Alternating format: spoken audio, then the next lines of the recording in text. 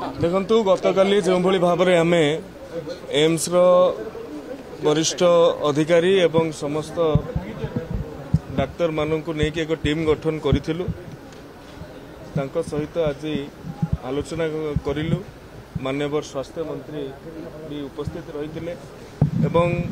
स्वास्थ्य अवस्था क्यों भाव में त्वरित सुधार आसीपर से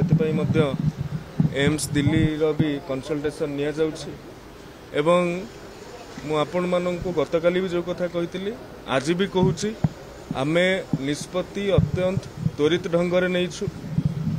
कार्यानुष्ठान करिबारे कौनसी अवहेला करा जीव नहीं। 2 जन को सस्पेंड करा जाइछि, जन को कोर्ट फॉरवर्ड करा जाइछि एवं काली जो टीम कंसिस्ट करा जाइथिला डायरेक्टर चेयर रे डायरेक्टर अध्यक्षता रे तांको सहित जड़े महिला सीनियर एकेडमिशियन अच्छंती एवं जड़े सीनियर महिला ऑफिसर भी अच्छंती से माने आज सकाळु जाइकी बाहरी सारी भुवनेश्वर रु बोधवे पहुंची सारी बालेश्वर रे सेठी सरजमीन तदंत करिवे एवं जहा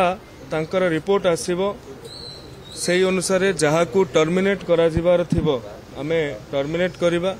जहा उपरे क्रिमिनल एक्शन जो भली भाव में निया जिबार थिबो ताहाकू